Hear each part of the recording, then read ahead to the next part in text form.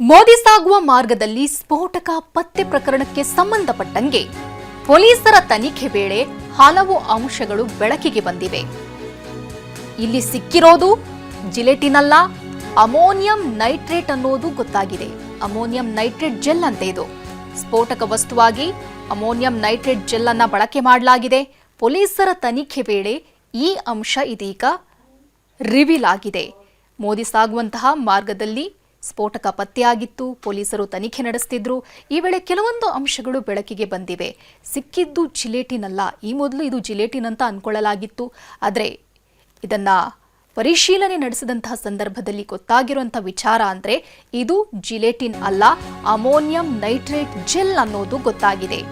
ಇನ್ನು ಮೋದಿ ಸಾಗೋ ಮಾರ್ಗದಲ್ಲಿ ಸ್ಫೋಟಕ ಪತ್ತೆಯಾಗಿರೋ ಕೇಸ್ಗೆ ಸಂಬಂಧಪಟ್ಟಂಗೆ ಲೋಹಿತ್ನನ್ನ 7 ದಿನ ಕಸ್ಟಡಿಗೆ ಪೊಲೀಸರು ಪಡೆದಿದ್ದಾರೆ.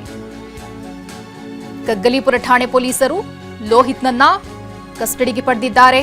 ಬೆಂಗಳೂರಿನ ಕೋರಮಂಗಲ ನಿವಾಸಿ ಆರೋಪಿ ಲೋಹಿತ್ ಬಾಂಬ್ ಇಟ್ಟಿರೋದಾಗಿ ಕರೆ ಮಾಡಿದ್ದ, ಮೆಸೇಜ್ ಮಾಡಿದ್ದ.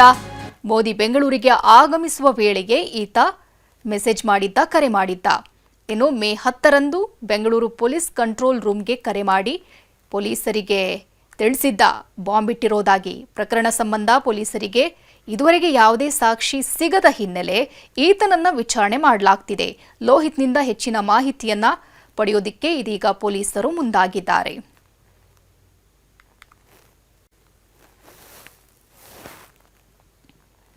ಈ ಬಗ್ಗೆ ಹೆಚ್ಚಿನ ಮಾಹಿತಿ ನೀಡಲಿದ್ದಾರೆ ನಮ್ಮ ಪ್ರತಿನಿಧಿ ಶಿವಪ್ರಸಾದ್.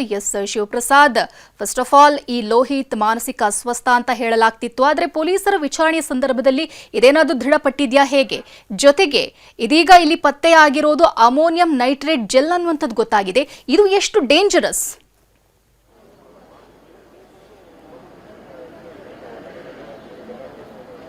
ಶುಭಶ್ರೀ, ಈಗಾಗಲೇ ಟಿವಿ9ಗೆ ಲಭ್ಯವಾಗಿರತಕ್ಕಂಥ ಮೂಲಗಳ ಮಾಹಿತಿಯ ಪ್ರಕಾರ ಪ್ರಕರಣಕ್ಕೆ ಸಂಬಂಧಪಟ್ಟಂತೆ ಆ ಕೋರಮಂಗಲದ ನಿವಾಸಿ ಲೋಹಿತ್ ಏನಿದೆ, ಈತನನ್ನ ಈಗಾಗಲೇ ವಶಕ್ಕೆ ಪಡೆದು ವಿಚಾರಣೆಯನ್ನು ನಡೆಸಿರ್ತಕ್ಕಂಥದ್ದು. ಆತ ಮೇಲ್ನೋಟಕ್ಕೆ ಅಸ್ವಸ್ಥನಂತೆ ಕಾಣಿಸ್ತಿದ್ರು ಕೂಡ, ಮಾನಸಿಕ ಅಸ್ವಸ್ಥನಂತೆ ಕಾಣಿಸ್ತಿದ್ರು ಕೂಡ ಪೊಲೀಸರು ಕೂಡ ಆ ಪ್ರಕರಣವನ್ನು ಗಂಭೀರವಾಗಿ ಪರಿಗಣಿಸಿದರೆ ಆತನನ್ನು ಕೂಡ ವಿಚಾರಣೆಗೆ ಒಳಪಡಿಸಿರ್ತದ್ದು. ಸದ್ಯದ ಮಟ್ಟಿಗೆ ವೈದ್ಯರು ಕೂಡ ಅದನ್ನು ದೃಢಪಡಿಸಬೇಕಿದೆ. ಇದಕ್ಕೆ ಸಂಬಂಧಪಟ್ಟಂತೆ ಆತನಿಗೂ ಕೂಡ ವೈದ್ಯಕೀಯ ಪರೀಕ್ಷೆಯನ್ನು ನಡೆಸಬೇಕಿದೆ. ವೈದ್ಯಕೀಯ ಪರೀಕ್ಷೆಯ ಬಳಿಕ ಆತ ನಿಜಕ್ಕೂ ಕೂಡ ಮಾನಸಿಕ ಅಸ್ವಸ್ಥನ ಅನ್ನೋದನ್ನ ದೃಢಪಡಿಸಿಕೊಳ್ಬೇಕು. ತದನಂತರದಲ್ಲಿ ಈ ಇಡೀ ಪ್ರಕರಣಕ್ಕೆ ಸಂಬಂಧಪಟ್ಟಂತೆ ಪ್ರಧಾನಿ ಮೋದಿ ಸಾಗುವಂತಹ ಮಾರ್ಗದಲ್ಲಿ ಸ್ಫೋಟಕ ವಸ್ತುಗಳನ್ನು ಇಟ್ಟಿದ್ರು. ಇದಕ್ಕೆ ಸಂಬಂಧಪಟ್ಟಂತೆ ಅದು ಜಿಲೆಟಿನ್ ಕಡ್ಡಿ ಅಲ್ಲ ಅನ್ನೋದು ಸಾಬೀತಾಗಿರ್ತಕ್ಕಂಥದ್ದು. ಆ ಪ್ರಕರಣಕ್ಕೆ ಸಂಬಂಧಪಟ್ಟಂತೆ ತನಿಖೆಯನ್ನು ನಡೆಸಿರ್ತಕ್ಕಂಥ ಪೊಲೀಸರು ಅದು ಅಮೋನಿಯಂ ನೈಟ್ರೇಟ್ ಜೆಲ್ ಅನ್ನೋದನ್ನ ಕಂಡುಕೊಂಡಿರ್ತಕ್ಕಂಥದ್ದು. ಅಷ್ಟೇ ಅಲ್ಲದೆ ಈ ಒಂದು ಸ್ಫೋಟಕಗಳ ಪತ್ತೆಯಾದಂತಹ ಸಂದರ್ಭದಲ್ಲಿ ಯಾವುದೇ ರೀತಿಯ ಡಿಟೋನೇಟರ್ಗಳು ಕೂಡ ಪತ್ತೆಯಾಗಿಲ್ಲ. ಅಂದ್ರೆ ಭಯದ ವಾತಾವರಣವನ್ನು ಸೃಷ್ಟಿಸುವಂಥ ಉದ್ದೇಶದಿಂದ ಆರೋಪಿಗಳು ಈ ಒಂದು ಕೃತ್ಯವನ್ನು ಎಸಗಿದ್ದಾರೆ ಅನ್ನೋದು ಈಗಾಗಲೇ ಕನ್ಫರ್ಮ್ ಆಗಿರ್ತಕ್ಕಂಥದ್ದು.